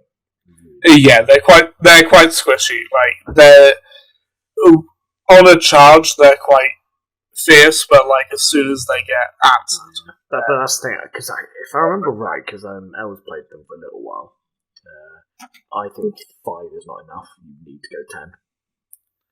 Because when they hit a target, they need to have a chance of killing it. Whereas I just don't think 5 hit hard enough. I think they have do they have 2 shots each or something? Because I remember 3. Yeah, 3 attacks, but I think it's only is it strength 3 or 4? Yeah, it's only strength minus 1 damage. -2. Oh, -2. 1 damage. Yeah, that's you're still struggling to kill Space Marines. Mm. And on the charge, they get sustained and lethal. Sustained is nice. Lethal does help. Yeah. I mean, they're probably gonna get the charge, but it's the slap back that's gonna be the problem. Yeah, I think they're going to get slapped back harder than they hit with only 5. Whereas at least if you have the 10, you potentially can just take a chunk out of the enemy unit. Yeah. And then if they die, it's not so bad. Mm-hmm. Yeah, so I was wondering in terms of what there is that's got like higher wounds, and yeah, literally like your Paragon warsuits, and that's kind of it. Yeah, pretty much. Huh. Oh, okay. Yeah. I was like, sorry, I was just going through sisters in general and just being like looking for anything that has more than 1 wound, and had a moment. I was like, huh, and then went, oh, of course, the Arcoflagellants. 2 wounds, 7+ save, or a 6+ invuln. Like, okay, guys. I think it's quite a decent list, to be fair. I think it's quite versatile. I think you can do quite a lot with it. Yeah, I think, as with any balanced list, if you come up against a skew list or a focus list, you'll struggle. But then that's always going to be the nature of any of these kind of things, isn't it? Yeah, I wanted to focus on like having things that are versatile that can like with the characters and with the transport and things. It's like a couple ways you can use them differently. So even if you're just playing this 1,000-point list, there's like a couple of different strats to them. So the vibe is Melter, though, is it? Yeah. Burn the heretic. The heretic. Mm-hmm. What? But with like, strong flames. Crispy. I mean, I think they're more like microwaves than flames. But It depends on like what thing you're looking at is like how they're depicted. Yeah. Like sometimes they're weird, like super flamethrowers. I feel like they almost have like a potentially like engineering vibe. Like they're like almost like welding things. Like cut into vehicles. I need to get this out because it is a distracting fact that I now need to add into this because I looked up Arcoflagellants. Mm-hmm. What is the smallest unit size you can do for Arcoflagellants? I know. There are 2. There are 2 unit sizes you can do for Arcoflagellants. Yep. And I can tell you why as well. I will leave it up to these 2. Should know. You've said it's weird, so It's weird. like erring on the size of like 3 or 2. Els, what's your? I thought it was 6, and then 9. It is 3 or 10. Yep. And I can tell you why. I'm fascinated. Because in the old combat patrol box, you got 3 Arcoflagellants. But they're sold in boxes of 10. That's so funny. That's why. So I imagine that will be changed. That's so funny. I love that. It's ridiculous. In terms of this, I think it's good. Do I think there's many ways to make it much cheaper if you were just going ORP sort of route? Probably not. The only way you could probably do it is buy a box of sisters and convert all your characters. Yeah. But even that still requires some kind of... I mean, with all the other kits, you will end up with lots of spare bits. So you could probably make something, but that does require being very savvy. To be fair, for the price of the 2 characters, you could buy another box of sisters and convert every character you would ever need. Yeah, like I feel like you definitely need some like other bits here and there to like bulk it out, but that's bits box material there. And I think there's plenty of kits there with lots of spares that you probably would have a plethora of spare bits. So. I'm trying to remember actually if as an alternative of like bits, whether although they don't look quite as like fancy, whether the Novitiate squad has like some specialists in. I feel like the kill teams are good for picking out stuff. Like you can get a full kill team and then just turn them into characters because they're meant to stand out individually. Yeah, the new sister skill team for sure. The Insidians. Yes. There's definitely some interesting stuff there. I like that idea of this. I've got to ask, because we're obviously now about to move into mine, and Elves' list was very much based on units that you have or / want. Yes. And like I said, is that based on units you have / want?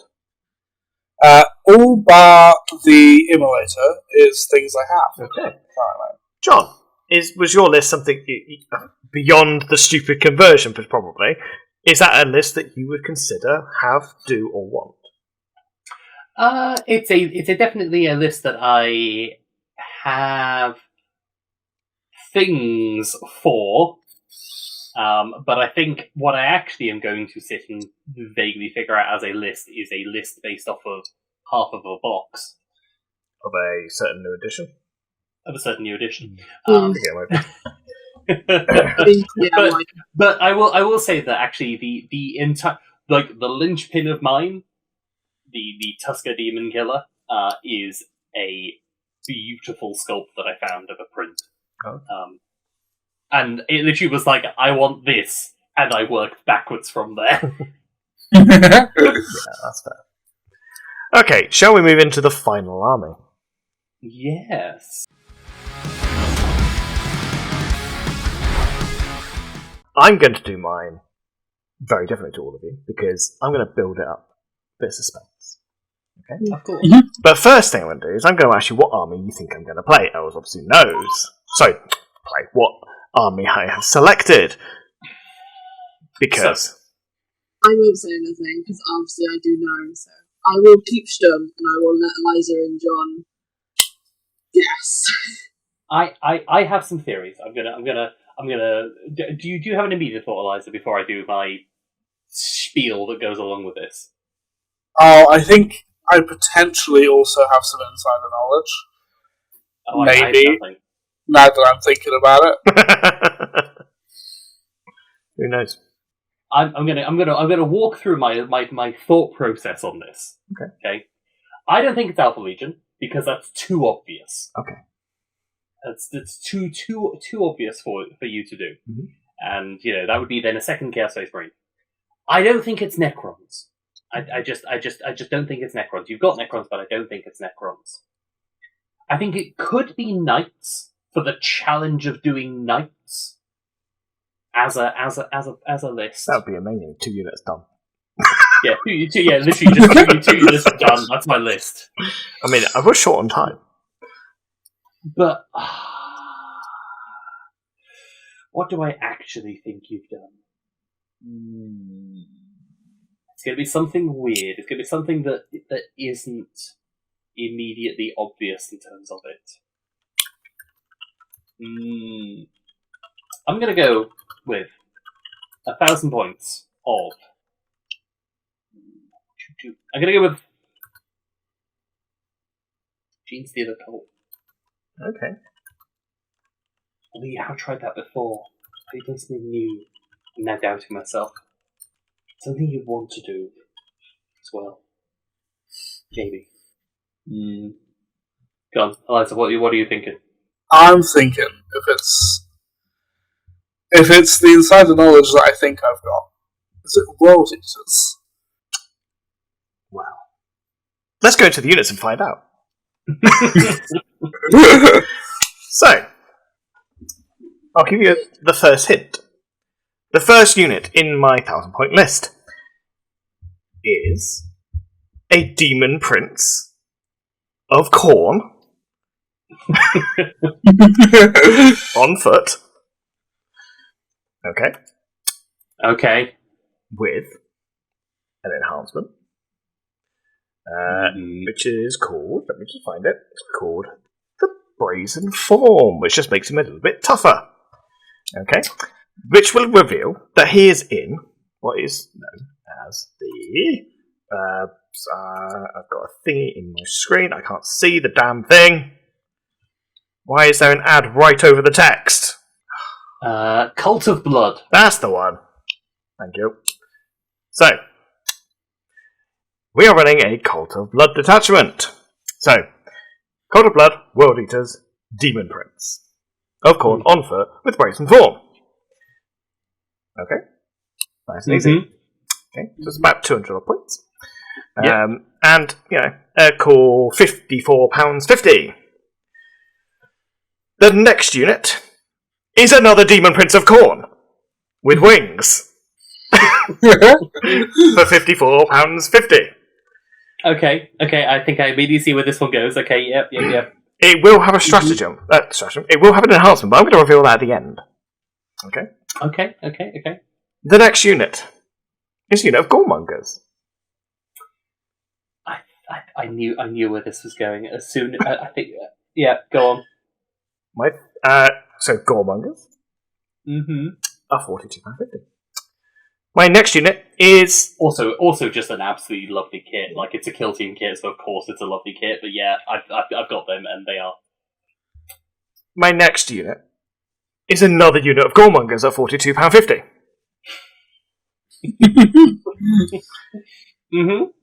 My next unit, yes, for the low price of £35.50 per 10 models, we have 20 Jackals. So 2 boxes. So 2 boxes of Jackals making you, yep. So £71. Yep. My next unit is another unit of 20 Jackals. That's a lot of Jackals. And my next unit, Jackals. My next unit is another 20 Jackals. Oh yeah. Sorry, it's battle line. You can take 6 of. You can take 3 of them. Also, okay. You can also take them in units of 20. The fact that you can take them in unit 20 is insane. Yes. So technically, you could have 120. Just saying. Wait, how can you have 120? Because I've already got 60 in this list. That's half. But they're not battle line, are they? They are in this detachment. Oh no! okay. My thought was correct. Okay. So I could either take these as 6 units of 10 or 3 units of 20. But I'm going to take them in 3 units of 20. And that is because the enhancement that my Demon Prince with Wings has is Strategic Slaughter, which means I can redeploy 3 units. I have Alpha Legioned World Eaters, people. I hate you. Why are you like this? I found a way to Alpha Legion the World Eaters. Hold on, I just need to. Hold on, I'm just gonna look at this thing of like which one is it? Strategic Slaughter. Yes, that's the 3. So my 60 Jackals could go in reserve or just redeploy. Was the challenge? I'm trying to decide which particular aspect of this. Was this the I'm going to make World Eaters and not have a single Space Marine in my list? Honestly, the whole concept of this idea was that if I was to do World Eaters, in fact, any Chaos Legion, I just like the idea of hordes because they're the villains. And I saw this detachment, I was like, not only could I have a horde of blood-mad berserking idiots, but then I could Alpha Legion the crap out of them by making them redeploy. And Demon Princes are cool, so why not have 2? And all of the special rules of the attachment key off monsters. Okay. Would you like to know how much this is, RRP? Yeah, go on then. £407.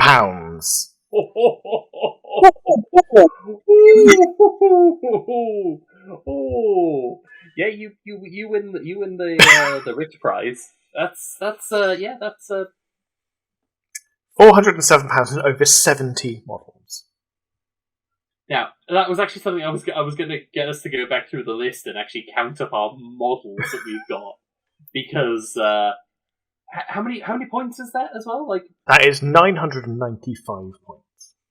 That's insane. And it could have been worse. I could have made it more. I could have dropped one of the Demon Princes and put in another 20 Jackals and still had spare points. So, my question is, what do you do about punching up? Demon Prince.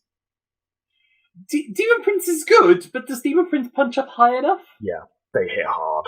Especially Khorne ones, they hit hard.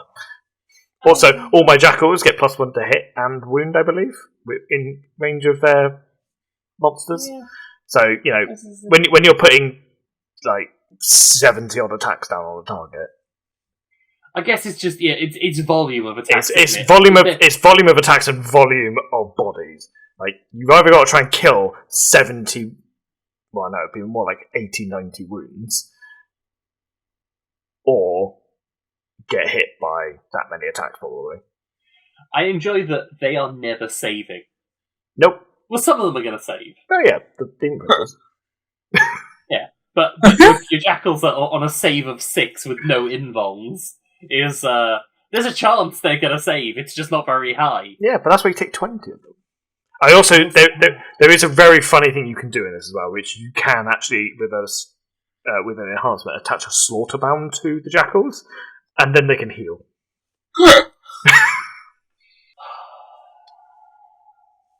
You've taken like the least tricksy army and made them tricksy. If anyone was going to do it. It's true. I just want to be like, why are you the way you are? Why are you like this? Why are you like this? I've been asking myself that question for 6 years. I still do not know the answer. I do not have it for you.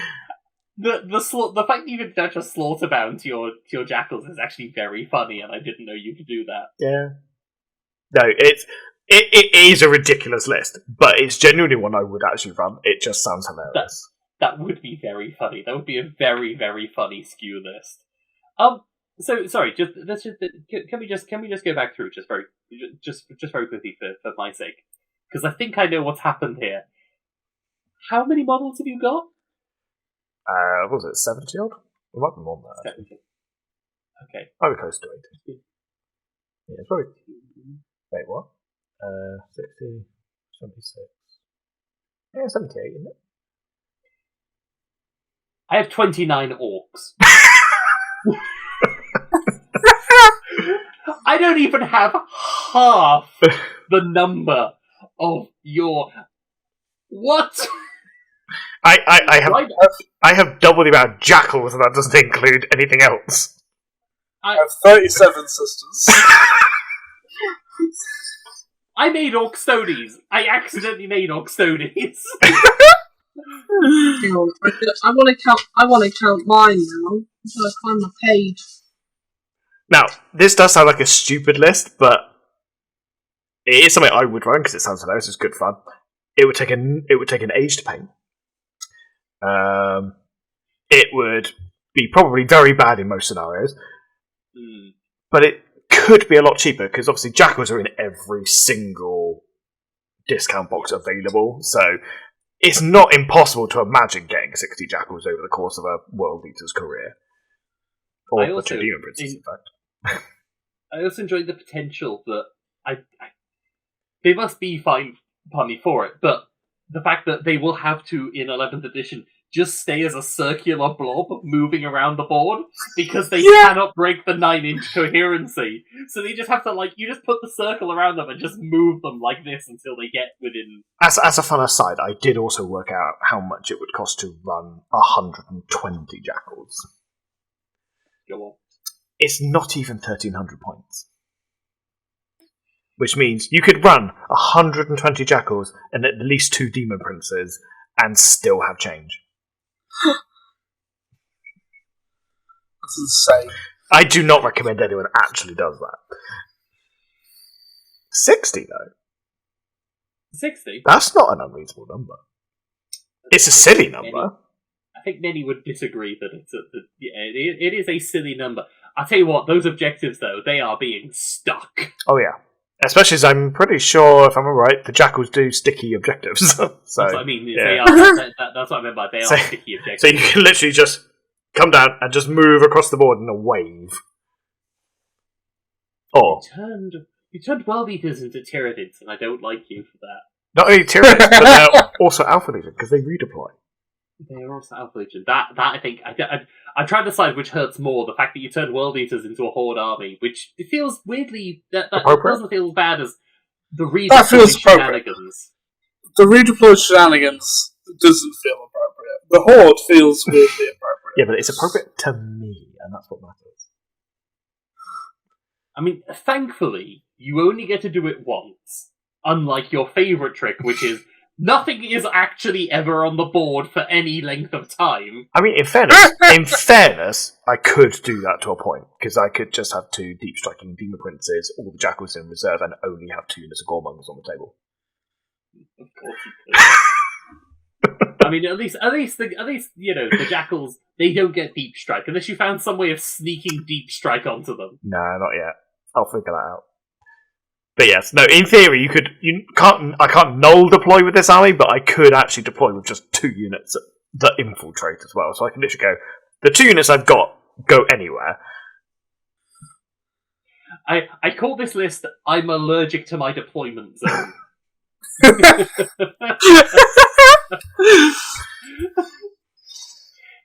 You're like that. You're like the famous picture of the guy with the crew, and just lining up on the outside. Yeah. Like I said, this list was entirely designed around fun. Oh, I think it would be an absolute blast. You would need movement trays. You would have to have movement trays for this one. Yeah, probably. But like those old-timey sticks. But just imagine how cool it will be to see literally a horde of these guys just running around the table. Oh, it would be very cool. Don't get me wrong, it would be very cool. I'm sat here with this idea of like, what would I do to improve this list? And I think from the thematic idea of this list, I don't think there's anything you could change. Like you've done exactly what it says in the tin. I think maybe something that can actually survive a stiff breeze might be good. Well, that's why I had 2 demon princes, because I actually thought, because I genuinely was thinking about just going like full nut job and going like as many jackals as I could possibly fit in, but I thought the goremongers give you a little bit of flexibility and a little bit more punch, and then 2 demon princes are actually quite tough, and if you use them correctly, in a 1,000-point game, you should be able to deal with most things, backed up by a shit ton of jackals. That's fair. I think there are ways that you can improve this list, but why would you? Why would you want to? I mean, you can definitely make it more competitive. I don't think you can change it to make it more thematic, realistically. No, not at all. Like, the sensible thing to do would probably drop 20 of the jackals and put 2 units of Exalted 8 bound in. Yeah, if you're avoiding regular Marines. But you imagine that list up against, say, a Tyranid Horde army. That'd be hilarious. God, oh yeah, the thing is, Horde v Horde, you're going to win. It depends on all what I will say is, when Jamie finished making this list, he was so proud of himself. He almost rushed into the room to come and tell me. What makes me laugh even more, right, is I've only used 3 kits. Yes, that was the one point I was thinking of potentially bringing up when it came to this kit and this build and saving money. Is if you can find a way of getting like another body, I feel like you can use that 1 demon prince to make 2 demon princes. Yeah, maybe. Not quite sure how. Because it's only I think it comes with a couple of arms, I want to say, because I think it does come with a couple of arms. It definitely comes with two or three different weapon options for like the right hand. I know that for certain. Because I think you get an axe, a sword, and an extra claw.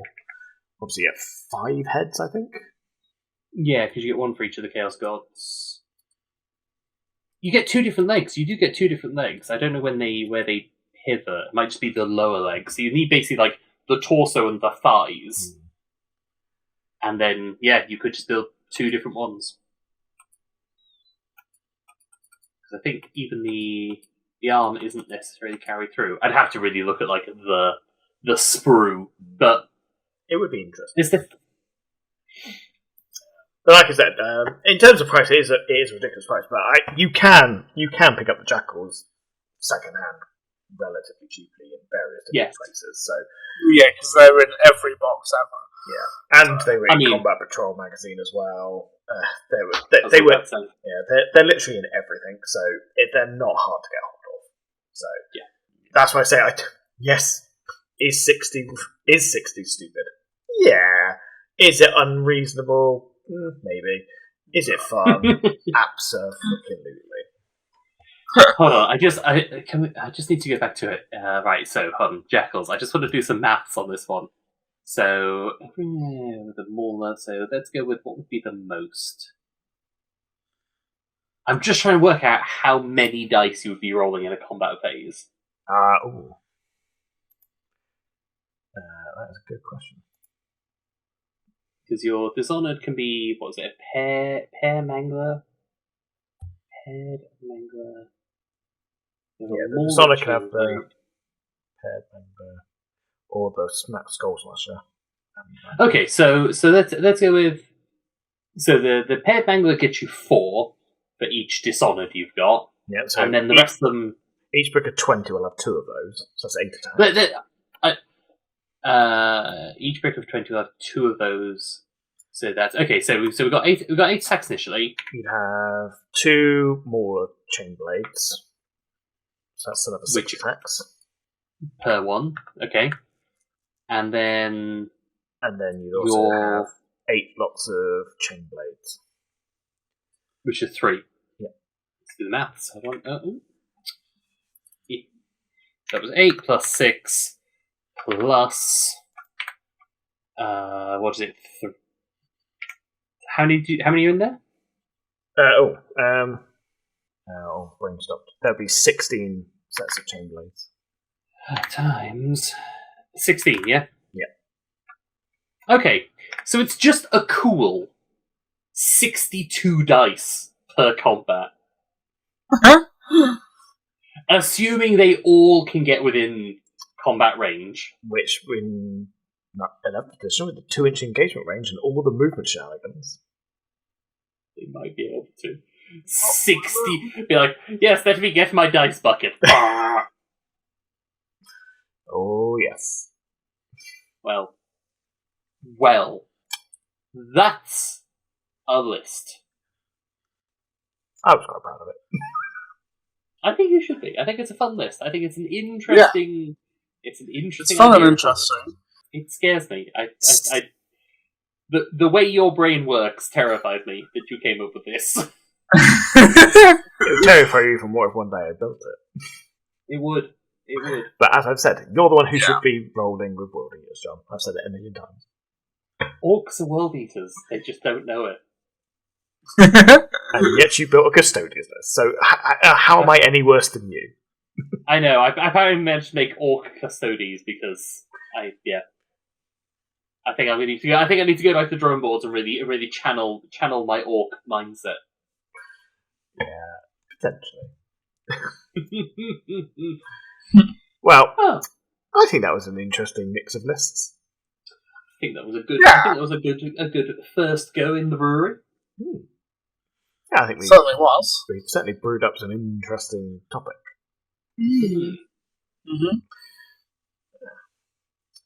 Right. I think that's it for us today, then, isn't it?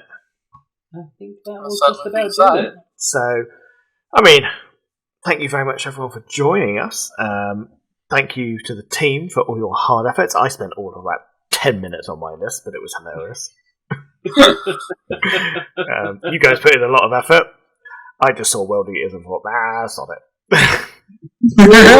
What's the fewest number of kits I can use? I kind of cheated a little bit because most of my stuff, half of my list is what I already have. Eliza's entire list was stuff they had. To be fair, I didn't do that on purpose. Like I wasn't thinking actively about stuff that I had. It just so happens it just shows that it just shows that Eliza and Elle were trying to think what they would actually build for an edition. And me and John just went, "This would be fun." Yeah, we did. Apparently, that was exactly what we did. Anyway, so. Yes, thank you very much for joining us. If you enjoyed this type of content, please let us know, because we would love to make more of them, because I don't know about you guys, but I had quite a lot of fun doing it. It was quite fun. I enjoyed it. Yeah.